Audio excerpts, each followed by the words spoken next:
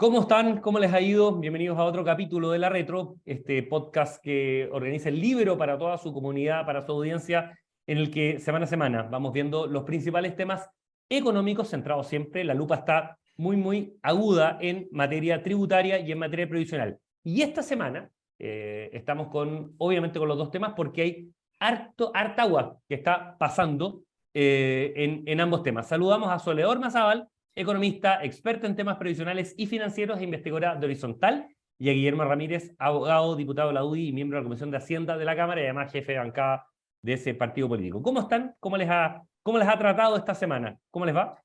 Bien, muy bien. Hola a todos, un agrado estar acá comentando la actualidad con ustedes. Hola Cristian, hola Sole, todo muy bien, ha sido una semana intensa, de Bueno, mucho debate. partimos con el debate, pues buena palabra la que pone Guillermo para partir, en quizás el tema económico que ha sido más álgido, a través de artículos de prensa, a través de entrevistas que han dado propios parlamentarios y técnicos, ¿no es cierto?, como Soledad, a través de cartas al director, a través de reportajes que han salido, empieza a tensionarse o empieza a entrar ya a un terreno mucho más próximo a julio, que es la cuota temporal que planteó el presidente Gabriel Boric, el tema de la reforma tributaria. Y pareciera ser que hay agua que puede haber en materia de eficiencia del Estado, eventualmente, ojalá exista en materias pro ahorro, pro inversión, ciertas señales, ciertos lineamientos que puede haber, pero pareciera ser, ¿no es cierto?, que la gran batalla se va a dar en materia de impuestos. Y ahí quiero partir, Guillermo, contigo quizás en el siguiente. ¿Es viable, es factible resolver esta tensión? ¿Es viable o es factible, insisto, la posibilidad de un pacto fiscal sin que se incluya aumento de impuestos a las empresas? O sea, yo lo diría justamente al revés, es requisito sine qua non para que haya un acuerdo que no se aumente el impuesto a las empresas. Y te lo digo por la siguiente razón, porque en la reforma tributaria del ministro Marcel, la que ya rechazamos, que era muy mala, muy torpe, inventos mal pensados, además muy ambiciosa, en esa reforma que era muy maximalista no existía un aumento en el impuesto de primera categoría. No estaba contemplado un aumento en el impuesto corporativo. Entonces, uno esperaría que en este nuevo intento del gobierno ellos van a moderar su reforma. Subir el impuesto a las empresas sería radicalizarla aún más. Entonces, si el primer proyecto no fue viable, un nuevo proyecto con aumento al impuesto a las empresas es menos viable aún. Entonces, ahora, para que el gobierno no haga tal cosa. Eso lo rechazaron efectivamente en la Cámara, ahora va al Senado y con un pequeño aumento, bueno, que necesitan 2/3 en este tema, no solamente mayoría simple. Por lo mismo se requiere moderar la propuesta, porque se requieren 2/3 y no extremarla. O sea, si van ¿Tú a ves, incorporar... Guillermo, tú ves a los senadores de la oposición en la misma línea tuya? Tú como jefe de bancada de los diputados está perfecto, pero a nivel de Senado, ¿los ves con ese ímpetu tan firme, tal como lo han planteado varios técnicos? Bueno, la Silvia Cifuentes lo decía la semana pasada en este mismo espacio. No hay espacio por un montón de razones, ¿no es cierto?, técnicas que ya nos contará Soledad, pero tú los ves con esa misma firmeza, esa misma línea roja de que no hay espacio para eso, pese, insisto, pese a... no digo la apertura, porque no ha sido así directamente, pero pese a la potencialidad de apertura que han mostrado los dos gremios más grandes, la CPC como cúpula y la SOFOFA como uno de los 6 miembros de la CPC más importantes. Sí, yo veo a los senadores muy fuertes. Veo que además el hecho de que para los chilenos hoy día la reforma tributaria han salido distintos números, distintas encuestas que muestran que los chilenos entienden que hoy en Chile lo que hay que hacer es tomar medidas para fomentar el crecimiento, la generación de empleo, el aumento en los salarios. Y los chilenos entienden que una reforma tributaria de esta naturaleza iría justo en el sentido contrario. Entonces, cuando hay convicción, como en este caso, pero además uno empieza a percibir que los chilenos están de parte de lo que uno está sosteniendo, bueno, yo con eso tengo una confianza de que los senadores van a estar igual de firmes de cómo estuvimos nosotros en la Cámara de Diputados.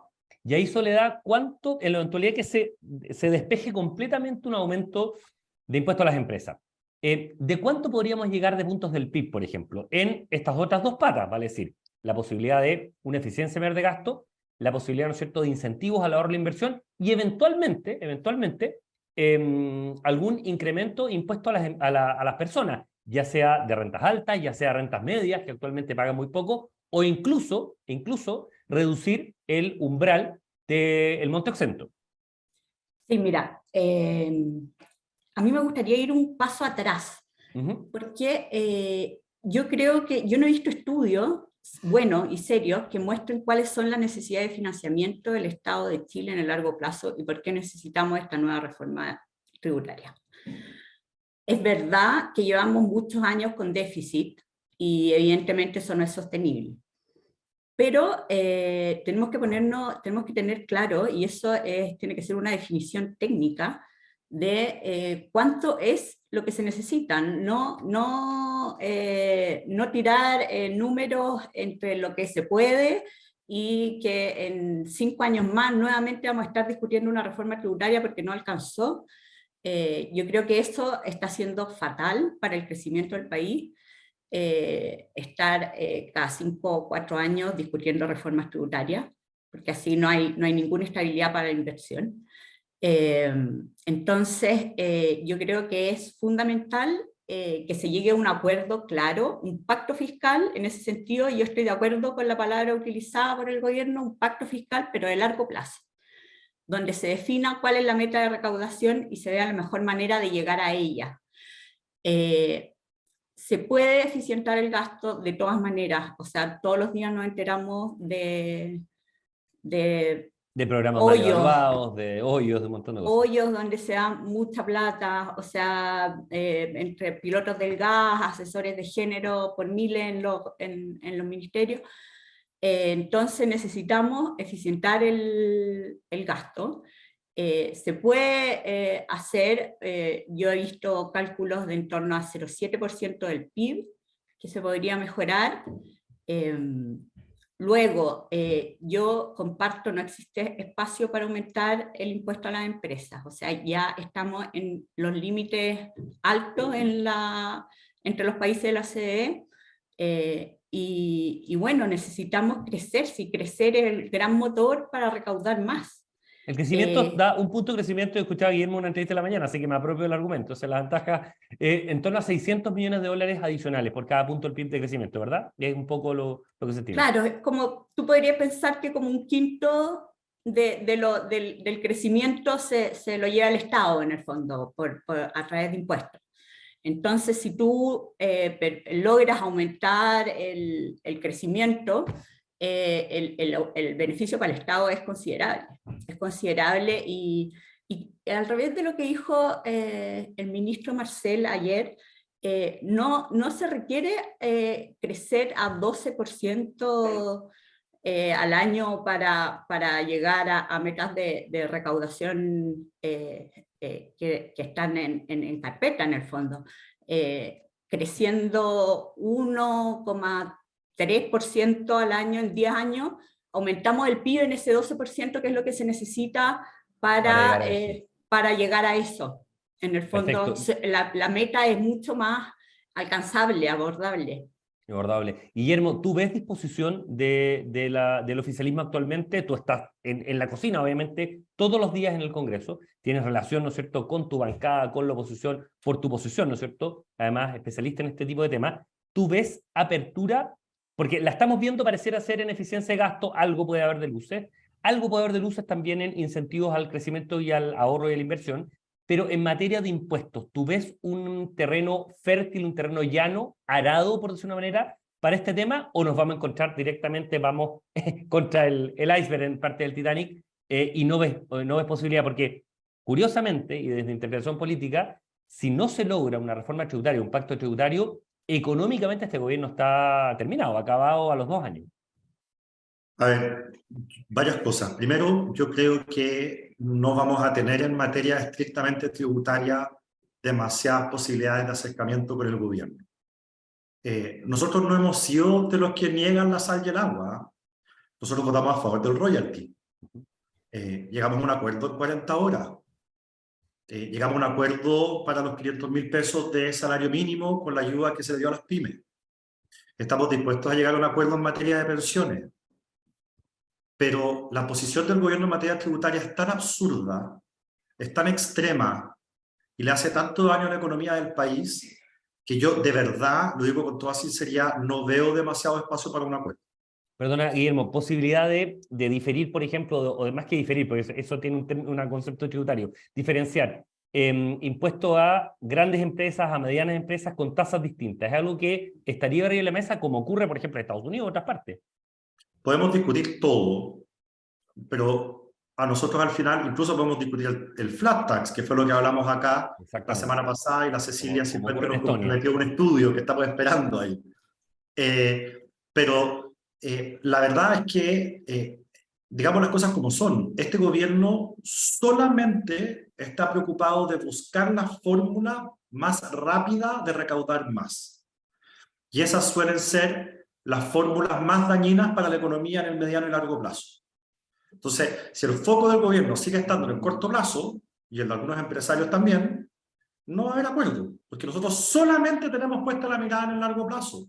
Este gobierno tiene ingresos que no estaban contemplados, sobre todo por el litio, logró aprobar una reforma al royalty minero, además, vamos a llegar a un acuerdo en materia de impuestos correctivos, tiene que arreglárselas con eso, tiene que arreglárselas con gastar mejor, tiene que arreglárselas con cortar programas que son deficientes, comparar la contratación indiscriminada y infinita de personas en el Estado, y con eso hacer lo que tenga que hacer. Agregarle a todo esto una nueva reforma tributaria que busque recaudar harto y rápido, significa condenar al próximo gobierno, sea de izquierda o de derecha, o porque hablo en otros términos, condenar a las próximas generaciones a que no van a tener los recursos necesarios para poder hacer frente a los problemas que se susciten en el Chile del futuro. No, la pregunta es ¿para qué? Estoy hablando de 5 años más, no estoy hablando de 20. Y la pregunta es ¿para qué? La pregunta es para camas críticas, la pregunta es para vivienda social, o la pregunta es para condonar CAE, la pregunta es para temas vinculados con deuda histórica de los profesores. Soledad, para quizás graficarlo, algunas cifras, algunos elementos que tú manejas. Tú decías que los impuestos a la empresa actualmente en Chile, respecto a la OCDE, son altos. Entiendo que el promedio OCDE es en torno al 25,5, 24,5, estamos en 27 de tasa, ¿no es cierto? Sí. El tema de integración, desintegración o semi-integración del sistema también es crítico. Y lo otro que te quiero preguntar, esto en dos en uno, tiene que ver con tu visión respecto de, por ejemplo, diferenciar impuestos para, según, por ejemplo, facturación, nivel de facturación, volumen de facturación. ¿Tú eres partidaria de esa o eres partidaria de una tasa pareja permanente X, ¿no es cierto que sea, para todas las empresas? Mira, yo en general soy más partidaria de hacer las menos diferencias posibles, por un tema de precio y de señales. O sea, hay una cantidad de incentivos a la empresa a mantenerse chicas que es contrario a lo que queremos para el país a largo plazo. En el fondo, que las empresas crezcan, que den más y mejor empleo, no que se mantengan, y los incentivos se están poniendo ahí, se están poniendo desde los distintos frentes, ¿no es cierto? Desde los mismos beneficios asociados a las 40 horas, después tributarios, etc. Entonces yo en general, como por principio, prefiero impuestos más parejos. Lo que sí es que, dado lo que ya tenemos, si uno compara con la OCDE, nuestras empresas, para que sean pequeñas, tienen que ser muy pequeñas. Las pymes, en el fondo, por volumen de ventas, allá es más común hablar de número de trabajadores, pero en el fondo, pero incluso cuando tú revisas literatura en torno a cuántos son los volúmenes de venta de las empresas OCDE, que son consideradas pymes, son 2 veces las pymes chilenas. En el fondo tenemos la calificación es bastante restringida. Entonces, además de estar incentivando a que las empresas se mantengan chicas, estamos incentivando a que se mantengan muy chicas. Entonces, yo creo que también se podría avanzar por ese lado, en el fondo corregir ese umbral que determina qué es lo que es una pyme. Perfecto. Guillermo, ¿cómo se explica la eventual apertura que tienen los grandes empresarios a aumentar impuestos? Es como, casi como, esto te lo pregunto bien capciosamente, para ser bien transparente, porque tengo clara más o menos la respuesta tuya en eso, pero, y además me parece que es un buen argumento el que han dado en general ustedes en eso. Pero las grandes empresas se han abierto, hay liderazgos nuevos, ¿no es cierto?, que se han incorporado, han dado entrevistas en medios nacionales, con una eventual apertura, no me gusta mucho la palabra, sino viendo la posibilidad de impuestos, pero claro, con realidades distintas de una empresa que factura a lo mejor 100, 150, 200 millones de dólares a una empresa que factura 20 millones de dólares, que no deja de ser una empresa importante, pero es chica. ¿Por qué crees que ocurre ese tema? ¿Están leyendo poco a Adam Smith como decía un columnista hoy día, un escritor de carta, o son un grupo de interés que finalmente está operando, obviamente, legítimamente, pero que se está arrogando de algún modo la representación completa del sector privado cuando hay matices y diferencias bastante importantes en ese?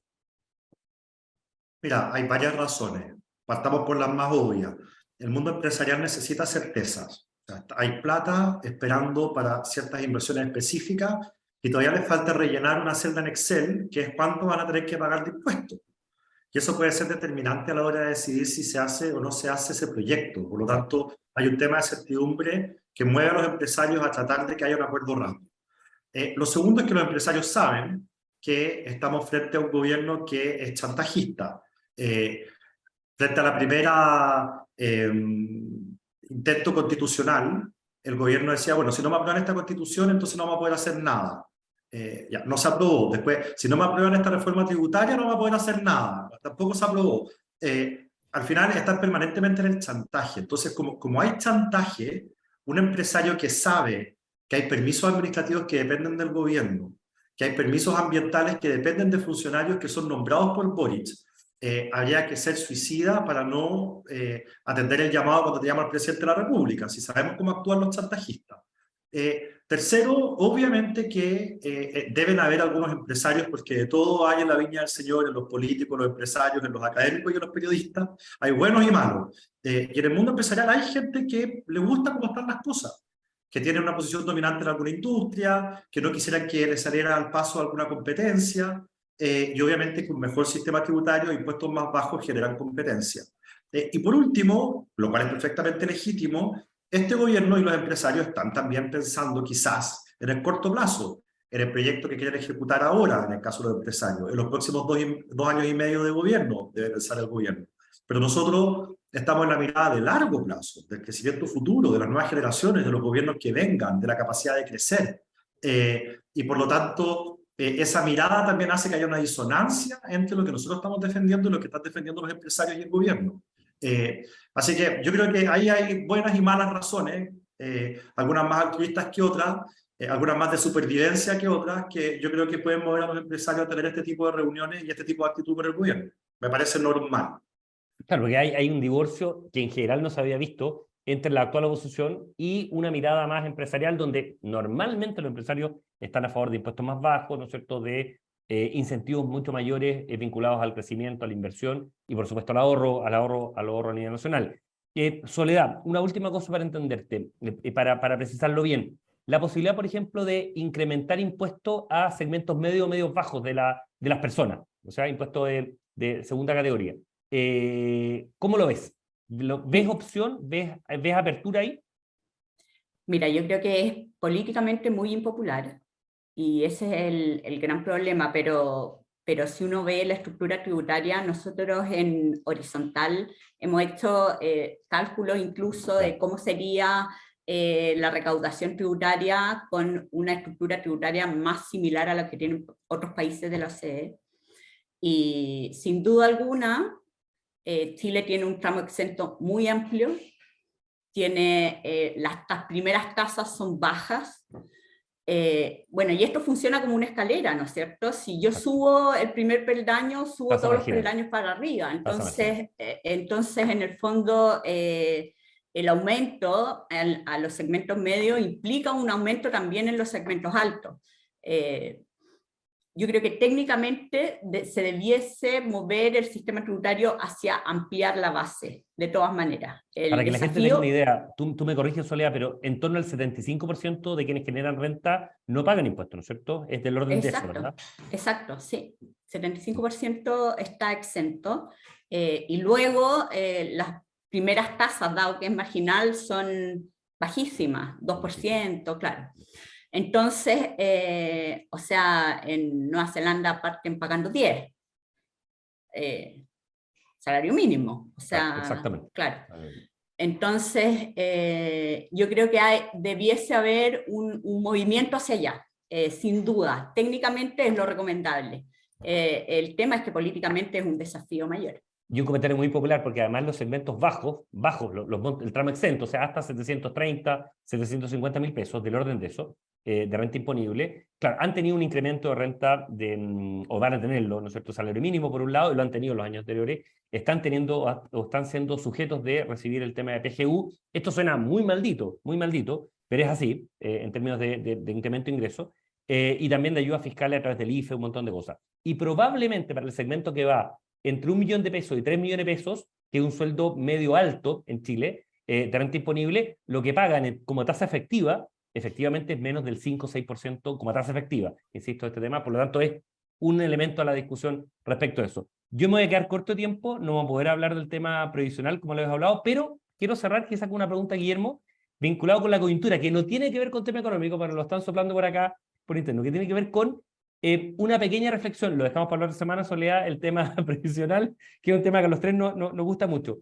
Una pequeña reflexión, Guillermo, solamente en un minuto para cerrar, vinculado con el terremoto que significó los resultados del CIMSEP ayer en materia educacional.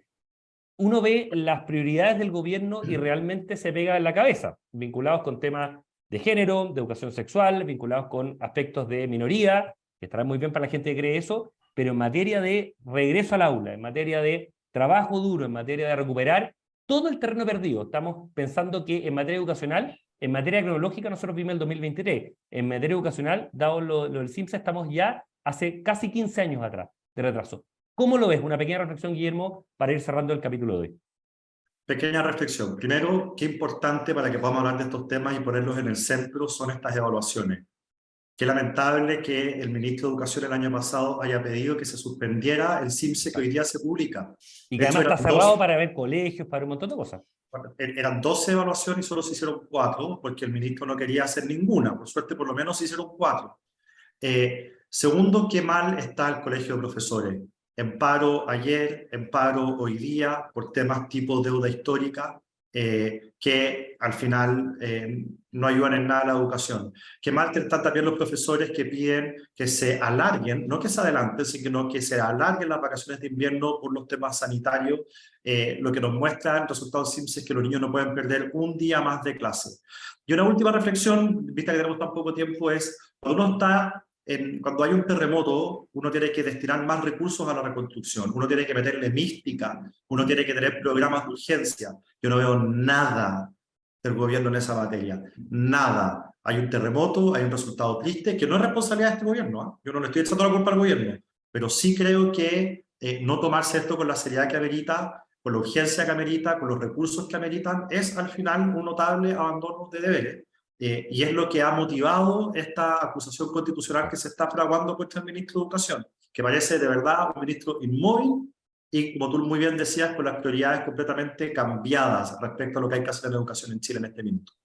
Partimos con temas tributarios y esto es casi como un postre, cerramos con tema educacional por un tema netamente de coyuntura. Soledad Ormazábal, economista, experto en temas previsionales y financieros, investigador horizontal, muchísimas gracias por participar en este capítulo y además obviamente seguimos en los próximos y quedamos con la promesa, y lo vamos a cumplir, de discutir temas de reforma previsional. Y Guillermo Ramírez, abogado, diputado de la UDI y miembro de la Comisión de Hacienda de la Cámara. Muchísimas gracias por este espacio, nos estamos encontrando la otra semana y que tengan un gran día.